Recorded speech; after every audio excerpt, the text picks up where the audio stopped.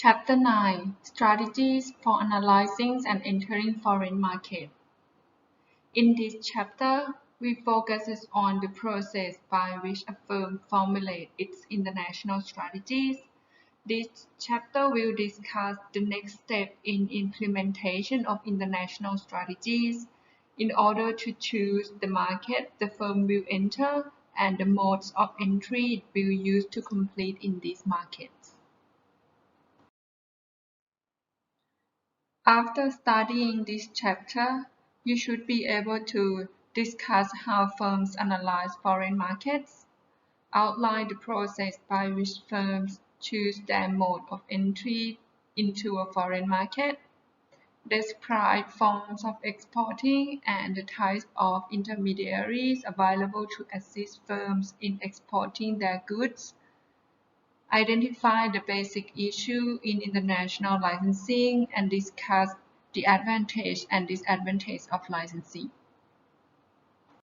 Also, you should be able to identify the basic issues in international franchising and discuss the advantage and disadvantage of franchising, analyze contract manufacturing, management contracts, and turnkey projects as specialized entry modes for international business.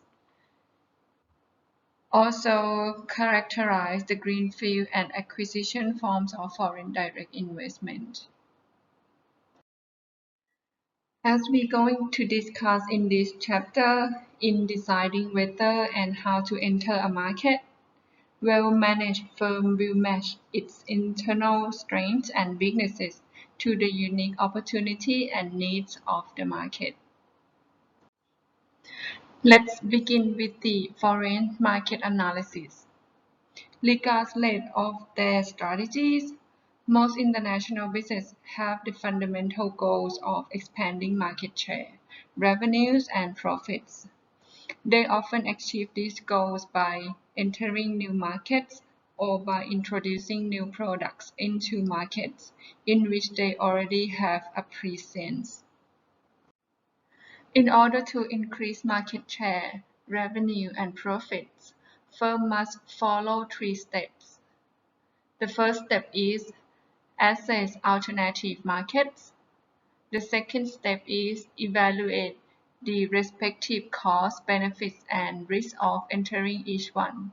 And the last step is select those with the most potential for enter or expansion. In assessing alternative foreign markets, a firm must consider a variety of factors. The first step involves assessing market potential. Data about population, per capita GDP, and public infrastructure permits firms to screen various foreign markets. The decision a firm draws from this information often depends upon the positioning of its product relative to those of its competitors. Another factor in selecting a foreign market is the level of competition in the market. To assess the competitive environment, a firm should identify the number and size of firms competing in the target market, their relative market shares, their pricing and distribution strategies, and their relative strengths and weaknesses. It must then weigh these factors against actual market conditions and its own competitive position. A firm contemplating entry to a particular market must also understand the host country's generally legal and political environment. A firm may choose to forego exporting its goods to a country that has high tariffs in favor of exporting to one that has fewer barriers. Government stability also is an important factor in foreign market assessment. Some less developed countries have been prone to military coups and similar disruptions. Managers assessing foreign markets must also consider socio-cultural influence. Firms that fail to recognize the needs and preferences of host countries' consumers often run into trouble. Firms must also evaluate socio-cultural factors associated with potential employees. The next step in foreign market assessments is a careful evaluation of the cost, risk, and benefits associated with doing business in a particular foreign market. Two types of costs are relevant at this point: direct and opportunity. Direct costs are incurred when a firm enters a new foreign market. Such costs are associated with setting up a business operation, transferring managers to run it, and shipping equipment and merchandise. The firm also incur opportunity costs because a firm has limited resources. Entering one market may preclude or delay its entry into another. The profits it would have earned in that second market are its opportunity costs. The organization has forfeited or delayed its opportunity to earn those profits by choosing to enter another market first. Entering a new market presumably offers a firm many potential benefits. Otherwise, why do it?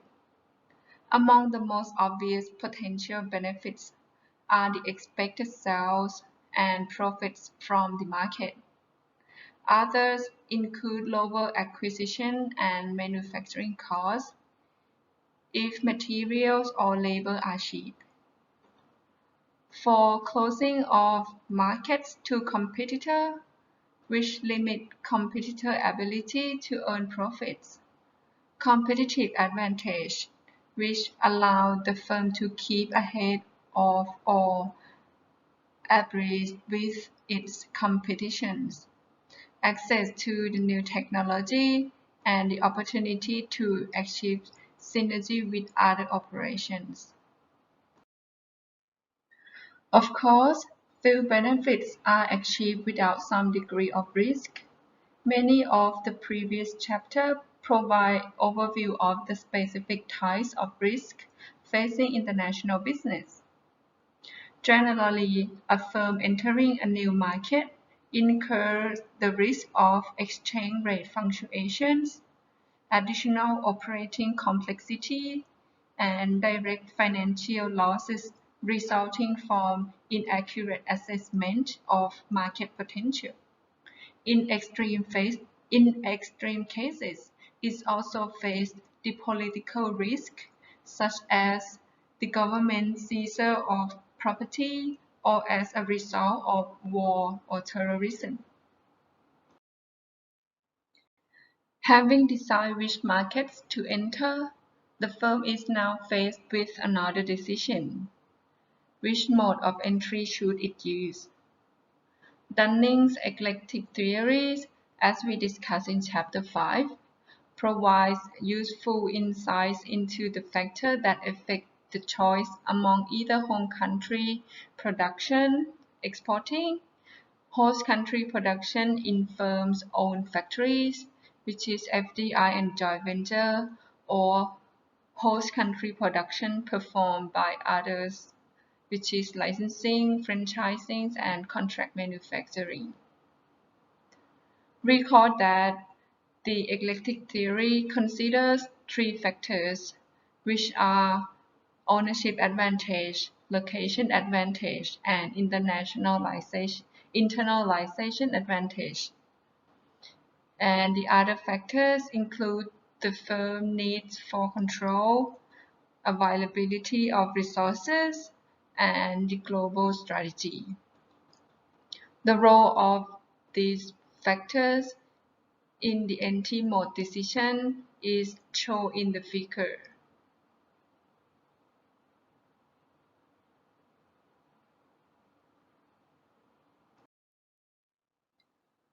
Ownership advantages are tangible or intangible resources owned by a firm that grant it a competitive advantage over its industry rivals. Because ownership advantages often determine a firm's bargaining strengths, they can influence the outcome of entry-mode negotiations. Location advantages are those factors that affect the desirability of host country productions relative to home country productions. If home country production is found to be more desirable than host country production, the firm will choose to enter host country market via exporting. Conversely, if host country production is more desirable, the firm may invest in foreign facilities or license the use of its technologies and brand name to existing host country productions. Internalization advantage make it desirable for a firm to produce a good or service itself rather than contracting with another firm to produce it. Transaction costs are critical to these decisions. If such costs are high, the firm may rely on FDI and joint ventures as entry modes. If they are low, the firm may use franchising, licensing, or contract manufacturing. Other factors may affect the choice of entry mode. For example, a firm is likely to consider its need for control and availability of resources. To reduce uncertainty, a firm may prefer an initial entry mode that offers a high degree of control. However, if capital and executive talent are in short supply, that firm may not be able to afford the large capital investments this control entails. Therefore, the firm may use an entry mode such as licensing that will be less costly. A firm overall global strategies also may affect the choice of entry mode. If it intends to explore economies of scale and synergies between its domestic and international operations, the firm may prefer ownership-oriented entry modes. Conversely, if the firm's competitive strengths are flexibility and responsiveness to changing market conditions, it can consider all entry mode warranted by local conditions in a given host country. Perhaps the simplest mode of internationalizing a domestic business is exporting, the most common form of international business activity. Exporting offers a firm several advantages. First, the firm can control its financial exposure to the host country market. If the firm chooses to hire a host country firm to distribute its products, its financial exposure may be limited to startup costs for marketing research, selecting a local distributor, and advertising. If the firm chooses to distribute its products itself, financial exposure may rise substantially, since it will have to equip and operate distribution centers, hire employees, and market products.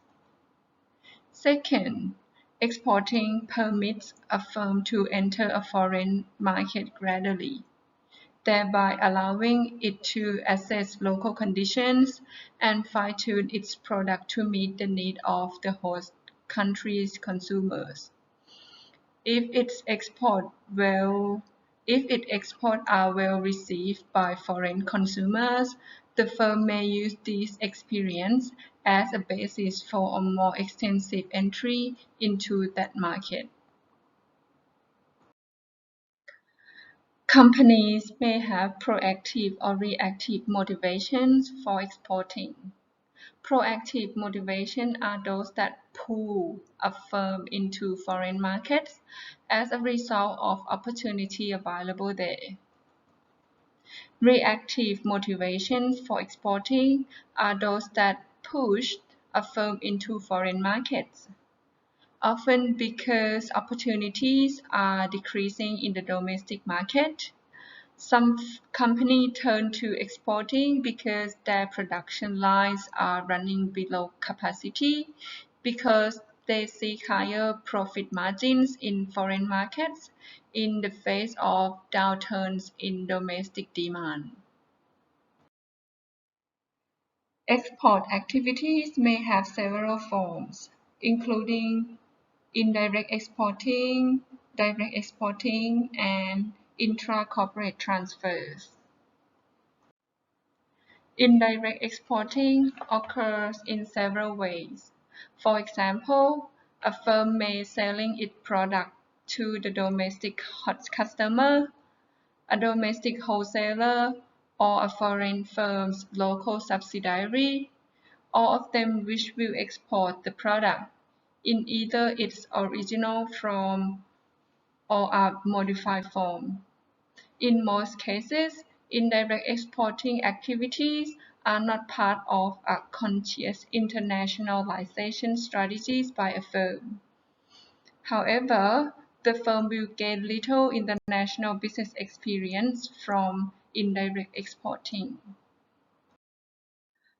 Direct exporting occurs through sales to customers located outside the firm's home country. Initially, direct exporting to a foreign market is often the result of an unsolicited order. Subsequent direct exporting typically results from the company's deliberate efforts to expand its business internationally. Through direct exporting, the company will learn about operating internationally. Such expertise can encourage it to become more aggressive in exploring new international exporting opportunities. An intra-corporate transfer is the sale of goods by a firm in one country to an affiliate firm in another country. Such transfers are an important part of international trade.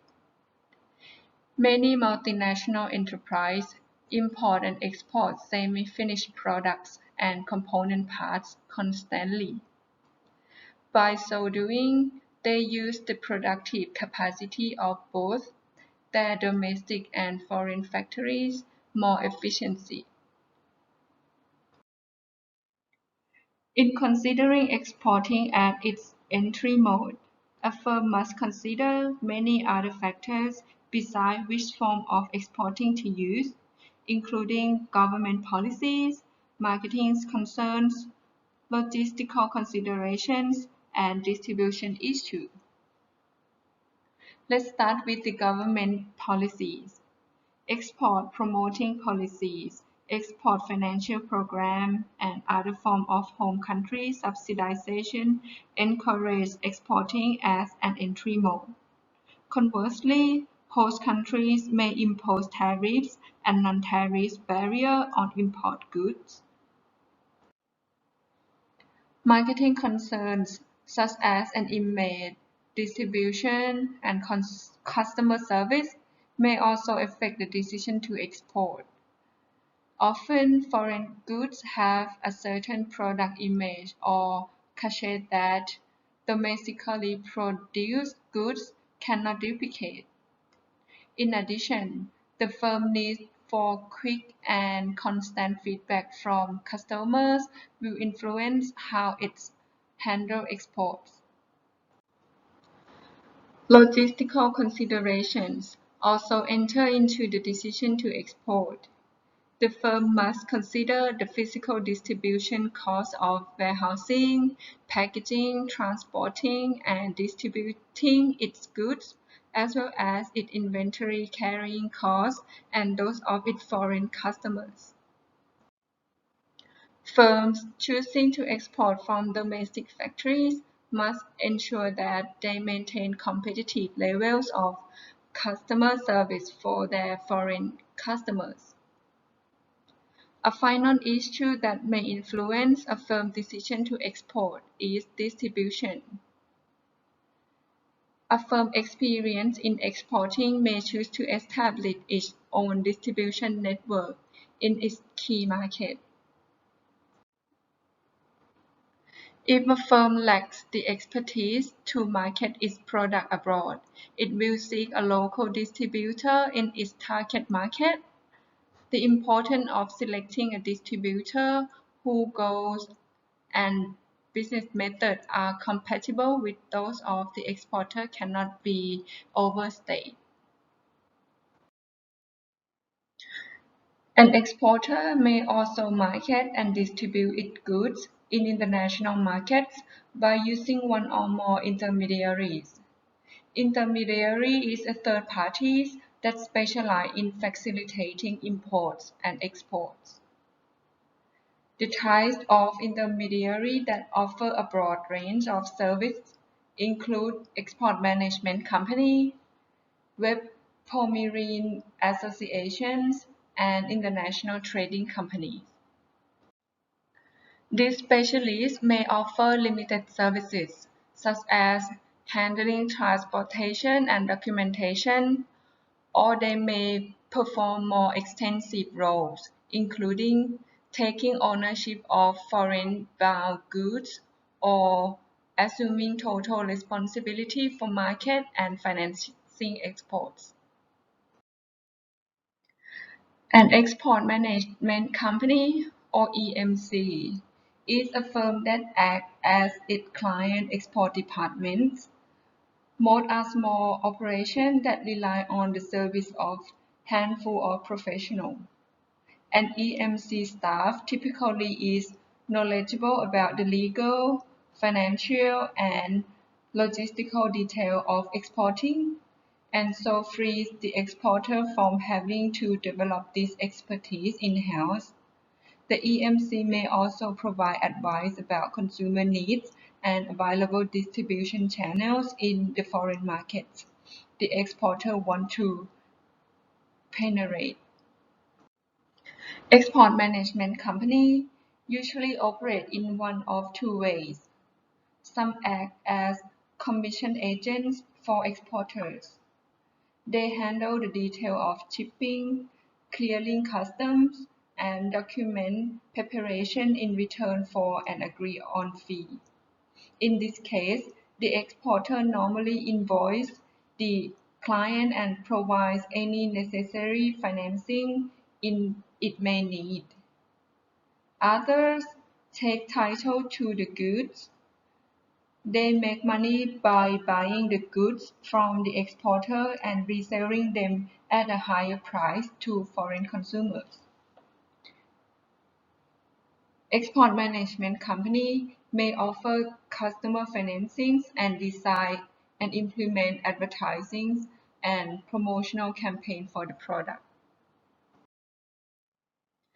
Web Marine Association is a group of U.S. companies that operate within the same industry and that are allowed by law to coordinate their export activities without fear of violating U.S. antitrust law. This association was first authorized by the Export Trade Act of 1918.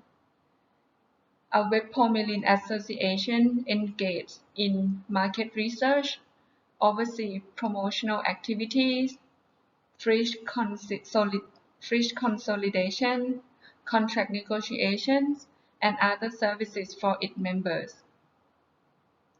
The association may also directly engage in exporting by buying goods domestically from members and selling the goods in foreign markets on the association behalf.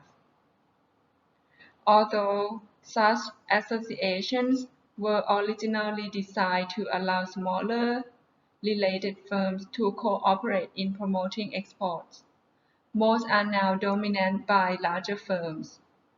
In general, web formulae associations have not played a major role in international business. Fewer than 25 of associations exist today, and they tend to be concentrated in raw materials such as wood pulp, sulfur, and phosphate rock. An international trading company is a firm directly engaged in importing and exporting a wide variety of goods for its own account. It differs from an export management company in that it participates in both importing and exporting activities. An international trading company provides a full gamut of services, including market research, custom documentation, international transportation and host country distribution, marketing, and financing. Typically, international trading companies have agents and offices worldwide. The economic intelligence information they glean from these far-flung operations is one of their most potent competitive weapons. The most important international trading companies in the global marketplace are Japan Sogo Socha. Japan Sogo Socha have prospered for several reasons. Because of their global operations, they continually obtain information about economic conditions and business opportunities in virtually every corner of the world. Furthermore, they have ready access to financings from the Kiresu Reed Bank and a built-in source of customers. In addition to the intermediaries that provide a broad range of services to international exporter and importer, numerous types of more specialized services. Manufacturing agents solicit domestic orders for foreign manufacturers, usually on a commission basis. Manufacturer export agents act as a foreign sales department for domestic manufacturers selling those firms' goods in foreign markets. Export and import brokers bring together international buyers and sellers of standardized commodities as coffee, cocoa, and grains. The last one is freight forwarders, specialized in the physical transportation of goods, arranging custom documentation, and obtaining transportation services for their clients. This list, however, is by no means complete. Indeed, specialists are available to provide virtually every service needed by exporter and importer in international trade. Another means of entering a foreign market is licensing.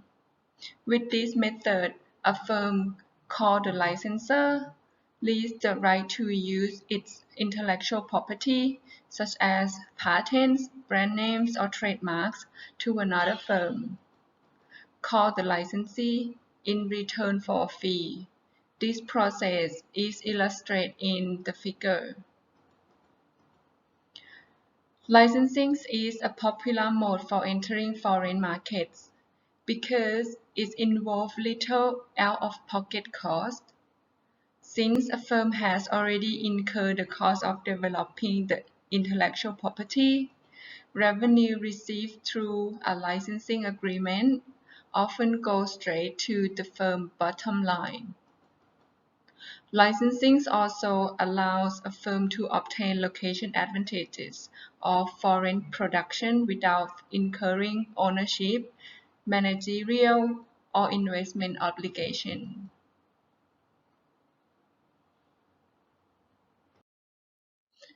Normally, the terms of a licensing agreement are specified in the detail, legal contract which address such issues as specifying the boundaries of the agreement, determining compensation, establishing rights, privileges, and constraints, and specifying the duration of the contract. By specifying the boundaries of the agreement, the licensor and licensee must determine which rights and privileges are and are not being conveyed in the agreement. Determining compensation is another basic issue that is specified in a licensing agreement. Obviously, the licensor wants to receive as much as compensation possible, while the licensee wants to pay as little as possible. But each of them also wants the agreement to be profitable for other, so the both parties will willing perform their contractual obligations. Under a licensing agreement, a royalty is paid to the licensor in the form of a flat fee or percentage of a sales of the licensed product or service. Other basic issues to be addressed in licensing agreement are the rights and privilege given to the licensee and the constraint imposed by the licensor. Licensing agreements usually limit the licensee freedom to disclose information it has obtained from the licensor to third parties. Specify the type and form of record the licensee must keep regarding sales of the licensed products or services, and define standards that will be adhered to regarding products and service quality. To avoid costly litigation, the licensing agreement should also detail how the parties will solve any disagreement. By specifying the agreement duration, the licensor may view the agreement as a short-term, low-cost strategy designed to obtain knowledge about the foreign market. However, if the contract duration is too short, the licensee may be unwilling to invest in consumer research, distribution networks, or production facilities. As a rule, the greater the investment cost incurred by the licensee, the longer the duration of the licensing agreement. Now, have a look at the advantage and disadvantage of international licensing. Licensing carries relatively low financial risk, provided the licensor fully investigates its market opportunities and the abilities of its licensees. It also allows the licensor to learn more about the sales potential of its products and services in a new market. Without a significant commitment of financial and managerial resources, licensees benefit through the opportunity to make and sell products and services that have been successfully in other international markets. However, licensing does have opportunity costs. It limits the market opportunity for both parties. The licensor and licensee depends on each other to maintain product quality and promote the product's brand image. Improper actions by one party can damage the other party. Further, if the licensee or licensor does not adhere to the agreement, costly and tedious litigation may hurt both parties. A final concern is the long-term strategic implication of licensing a firm technology. Many firms are concerned that sharing technology will create further competitors. The licensee may be able to learn the manufacturing secret of the licensor or develop new product trick of its own. The licensee can also build an independent reputation for manufacturing quality and service excellence while operating under the contract. After the licensing agreement has expired, the former licensee may choose to expand its operation into licensor existing territory. Another popular strategy for internationalizing a business is franchising. Franchising is among the fastest growing form of international business activities today. It's actually a special form of licensing. Franchising allows the franchisor more control over the franchisee and provides more support from the franchisor to the franchisee than is the case in licensor-licensee relationship. A franchising agreement allows an independent entrepreneur or organization called the franchisee to operate a business under the name of another, called the franchisor, in return for a fee. The franchisor provides its franchisee with trademarks, operating system, and well-known product reputations, as well as continuous support services such as advertising, training, reservation service, and quality assurance program. International franchising is likely to succeed when certain market conditions exist. First, it may work when the franchisor has been successful domestically because of unique products and advantageous operating procedures and systems. Franchising may also be effective when the factors that contribute to domestic success are transferable to foreign locations. Third, this may be a viable option if the franchisor has already achieved considerable success in franchising in its domestic market. Finally, foreign investors must be interested in entering into franchisee agreement. For well-established franchisors, this is typically not a problem.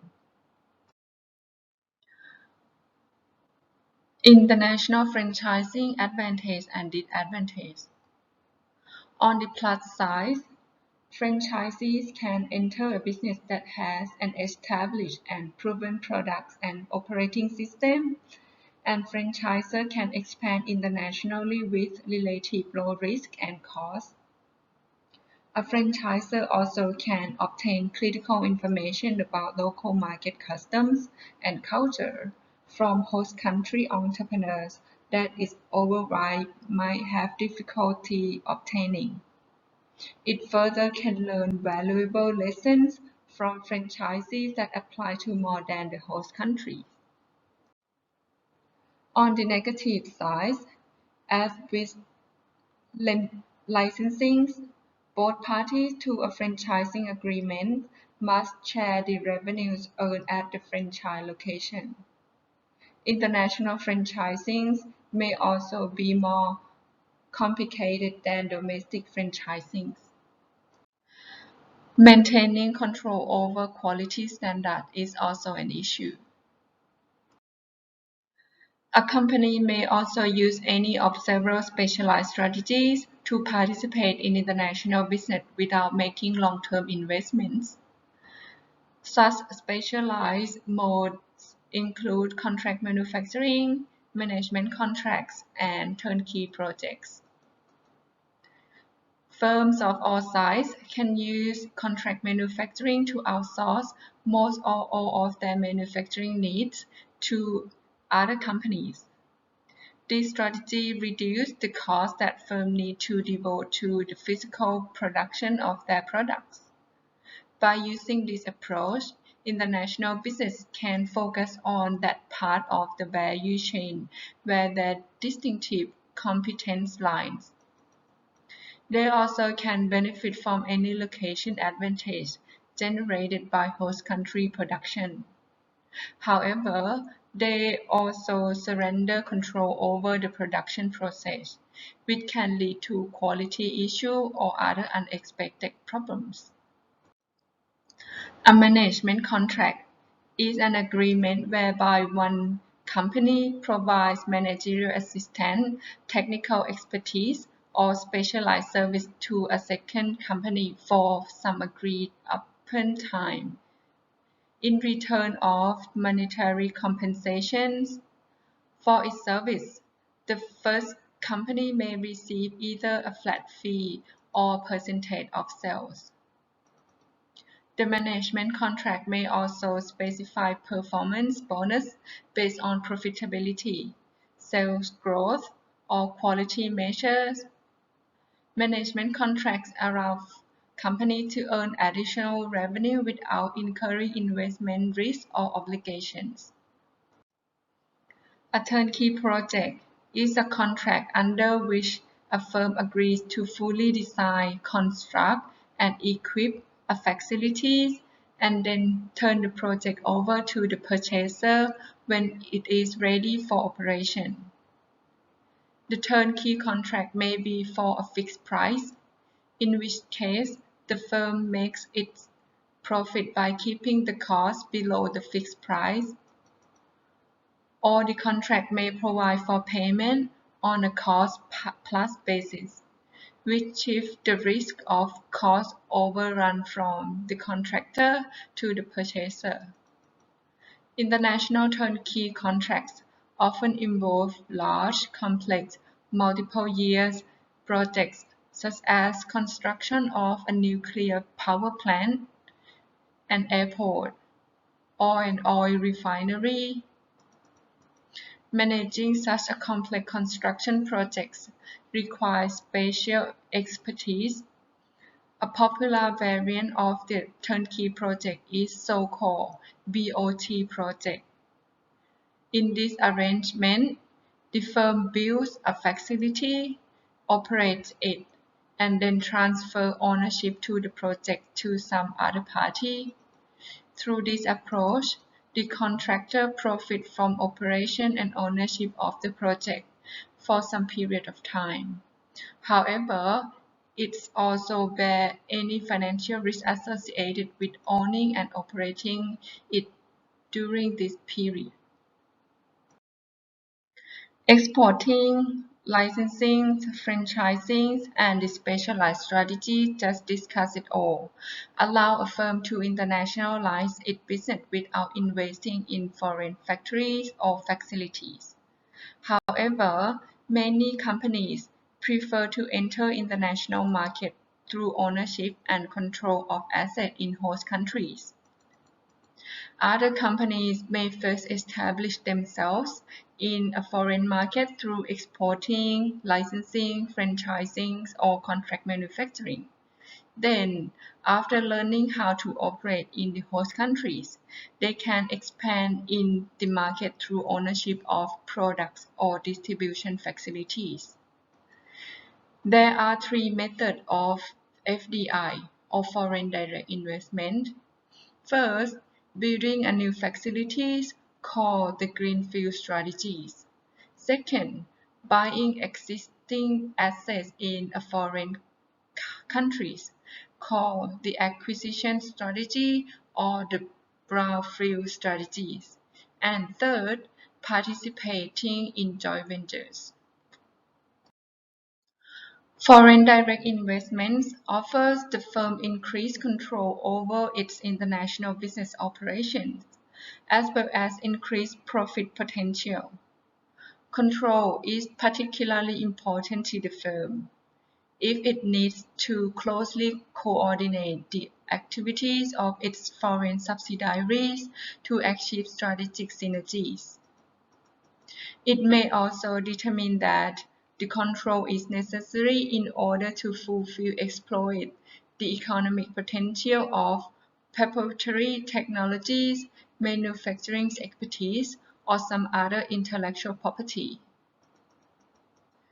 FDI is also beneficial if host countries' customers prefer dealing with local factories. Many companies and governments participate in programs that favor locally made products in order to promote their local economies. Equally important, many purchasing managers perceive that local production implies more reliable supply, faster service, and better communication with suppliers.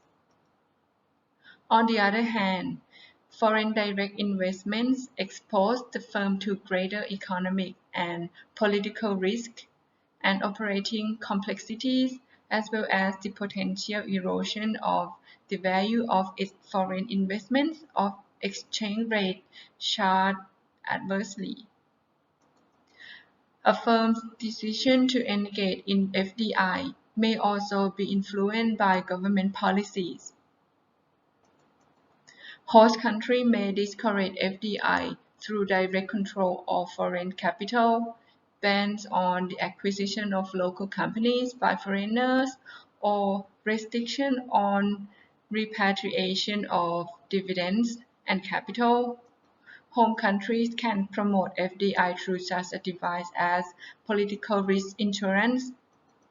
Firms that using FDIs must also meet the standard challenge of managing, operating, and financing their foreign subsidiary, while facing the additional hurdle of doing so in political, legal, and cultural differences from their own.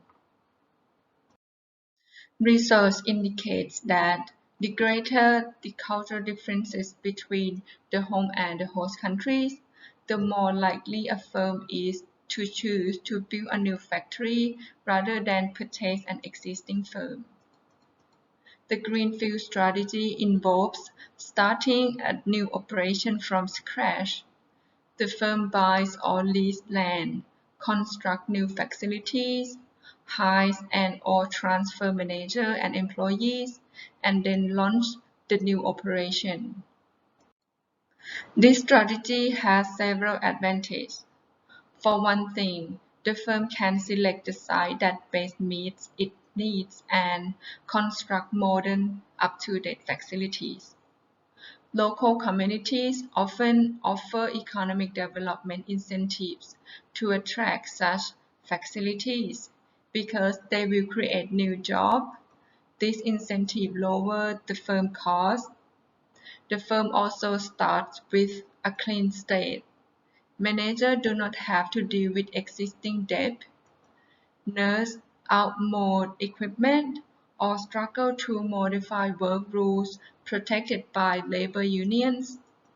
In addition, the firm can acclimate itself to the new business culture and its own pace, rather than having the instant responsibility of managing a new acquired ongoing business. However, the Greenfield strategies also has some disadvantages. For one thing, successful implementation takes time and passion. For another, land in the desired location may be unavailable or very expensive. In building the new factory, the firm must also comply with various local and national regulations and oversees the factory construction. It may also recruit a local workforce and train those workers to meet the firm performance standards. Finally, by constructing a new facility, the firm may be more strongly perceived as a foreign enterprise. A second FDI strategy is acquisition of an existing firm conducting business in the host countries. Sometimes, international business acquire local firms simply as a means of entering a new market. At another times, acquisition may be undertaken by a firm as a means of implementing a major strategic change. Although the actual transaction may be complex, the basic motivation for it is quite simple. By acquiring a going concern, the purchaser quickly obtains control over the acquired firm's facilities, employees, technologies, brand names, and distribution networks. The acquired firm can continue to generate revenues as the purchaser integrates the firm into its overall international strategy. And unlike the Greenfield Strategy, the acquisition strategy adds no new capacity to the industry. The acquisition strategy does have some disadvantages. However, the acquiring firm assumes all the liabilities, financial, managerial, and otherwise, of the acquired firm. For example, if the acquired firm has poor labor relations, unfunded pension obligations, or hidden environmental cleanup liabilities, the acquiring firm became responsible for solving those problems. The acquiring firm usually must also spend substantial sums of money to finalize the acquisitions. The last form of FDI is joint venture.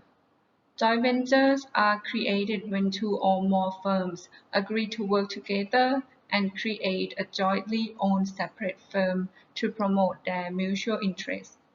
The number of such arrangements is burgeoning as rapid change in technology, telecommunication, and government policies outstrip the ability of international firms to exploit opportunities on their own. Because of the growing importance of international intercorporate cooperations, as well as unique set of the challenges it offers international firms.